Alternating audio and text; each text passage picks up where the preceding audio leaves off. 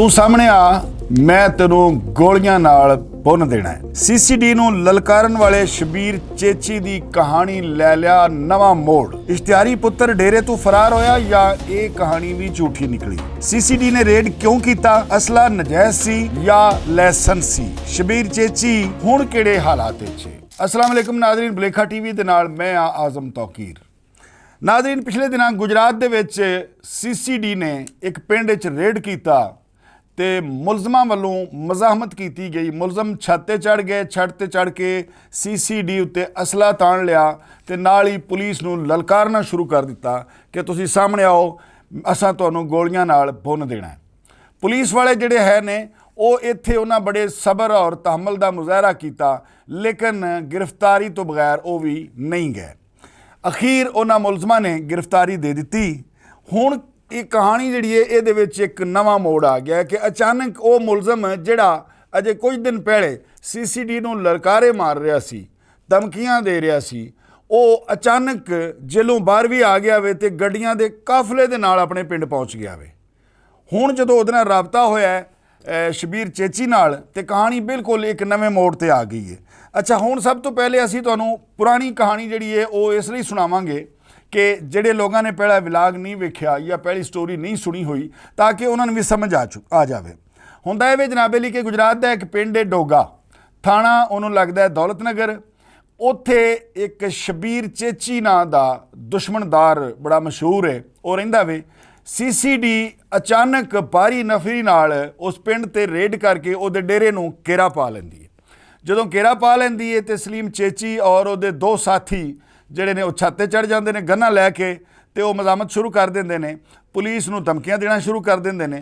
Police जिहड़ी है वे उन्हां सबर दा मुज़ाहरा कीता ते वो गिरफ्तारी दा कह रही है बार बार उहनूं, लेकिन वो कह रहा कि मैं तुहाडे नाल नहीं जाना, तुसीं वापस तुर जाओ, जे तुहानूं मेरी ज़रूरत है तो मैं आपे ही थाणे आ जावांगा। लेकिन सीसीडी भी बजिद है कि असा तेनों लैके जाना है, जे तू एडा भलवान है तो चला फिर गोली।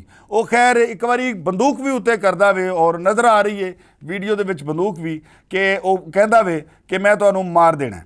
ये सिलसिला जिहड़ा हैगा काफ़ी देर चलदा रहा मज़ामत दा, लेकिन काफ़ी देर तो बाद मज़ाकरात होए। मज़ाकरात तो बाद सलीम चेची और उहदे दो साथी जिहड़े ने वो असला समेत गिरफ्तार हो जाते हैं।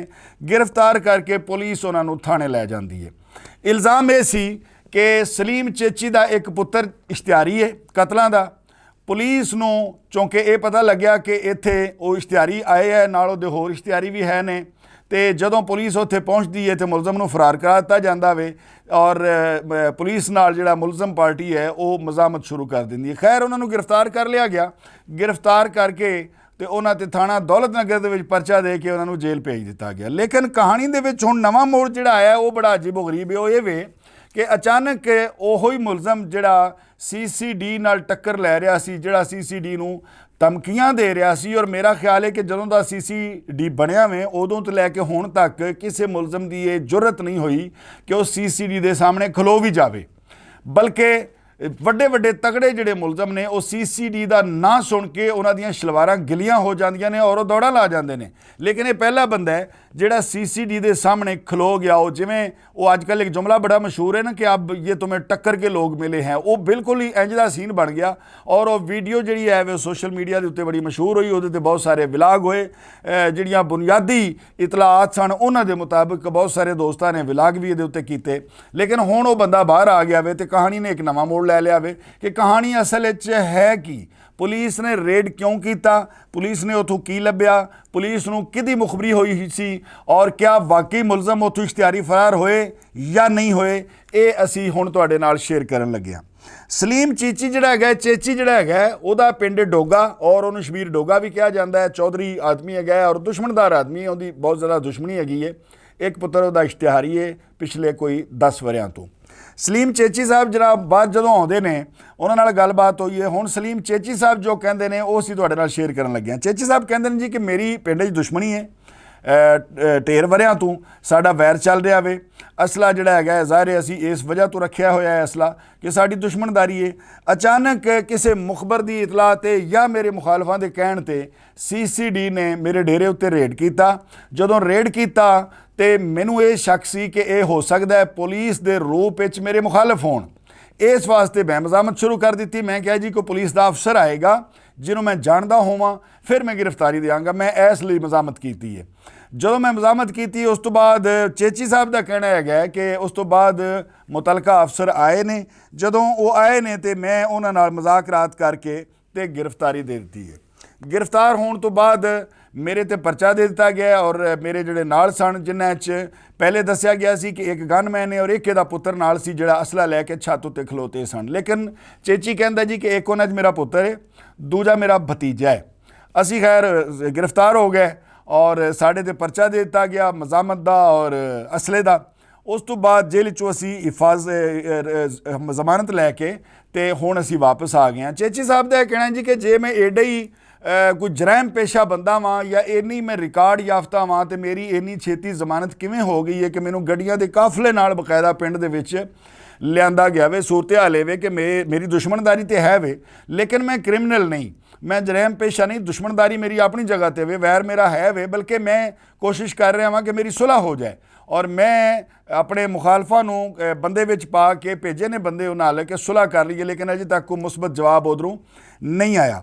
इस सवाल उत्ते कि चेची साहब तुहाडा जिहड़ा दूसरा पुत्तर इश्तिहारी है, क्या उस दिन वो इत्थे आया नहीं है? नाल एक उहदे होर इश्तिहारी भी सी, वो डेरे ते मौजूद नहीं सी। उहदा यह कहना जी कि मेरा इश्तिहारी पुत्तर जिहड़ा हैगा ना वो पिछले 10 वरियां तो बैरूने मुल्क जिहड़ा हैगा वो रह रहा, यानी 2015 तो लैके हुण तक वो बाहर दे मुल्क बैठा है, इत्थे वो नहीं है। अच्छा, ये कहानी तो सुनाई है सानू चेची साहब ने। हुण एक होर मौकफ जिहड़ा पुलिस का CCD का जिहड़ा मौकफ सामने आया वो भी असीं तुहाडे सामने रखने आ। पहली गल है CCD कहती है जी कि सानू जिहड़ी इतला मिली है, एक तो असीं कि असला की नुमाइश कर रहा है, दूसरी गल ये कि इत्थे इश्तिहारी मौजूद ने। साडे मुखबर ने सानू इतला दी है, ये असी उस चक्कर ये ते रेड किया वे, लेकिन इन्हें की किया है कि मजामत करके इश्तिहारियां नूं फरार करा दिता है उत्थों। इस वजह तो साडा इहदा झगड़ा वधिया है, ये सानू फिर धमकियां दिंदा रहा है। इन्हें शदीद मजामत की है, वीडियोज़ दे विच वो मौजूद हैगी है। उस तो बाद मजाकरात करके असां इहनूं गिरफ्तार किया वे, गिरफ्तार करके ते असां इहनूं जेल भेज दिता वे। और जिहड़ा वो असला है वो भी नाजायज़ है, जबकि चेची ये कहता है कि मेरा असला जिहड़ा है लाइसेंसी है। हुण इत्थे दो गल्लां साडे सामने ने। पहली गल ये वे कि क्या सिर्फ CCD ने एक मुखबर की इतलाह उत्ते या एक झूठी इतलाह उत्ते ही रेड किया वे इन्ना वड्डा, इन्नियां वड्डियां गड्डियां लैके, और अगर रेड किया वे तो फिर उत्थों इश्तिहारी किवें नस्सण च कामयाब हो गए? या दूजे पासे वे कि क्या सलीम चेची ये गल सही कहंदा वे कि एवें मुखबर की इतलाह तो मेरे ते रेड किया गया वे? असल कहानी ये वे कि मैं दुश्मनदार जरूर हाँ, लेकिन मैं जरैम पेशा नहीं, पुलिस ने मेरे नाल ज्यादती की है। इन्हां दोवां घरां चों कौन सच्चा वे ते कौन झूठा वे, ये तो खैर अजे थोड़ा जिहा वेला गुजरन दो, नवीं कहानियां सामने आउणगियां। इस वास्ते कि जे वो असला लाइसेंसी है तो फिर परचा पुलिस ने किवें दे दिता है? बल्कि पुलिस के खिलाफ रेट हो सकती है कि तुहां गैर कानूनी तौर पर मेरे घर पर रेट किया है, मेरी तजलील की है, मैंने बेइज्जत किया है मुआशरे दे विच, जद कि परचा भी हो गया वे और अदालत भी पेश किया गया वे, जमानत भी हुई ने। खैर ये वेड़ा फैसला करेगा कि इन्हां दोवां घरां विच सच्चा कौन सी। मिलने किसी अगली क्राइम स्टोरी तदों तक रब राखा।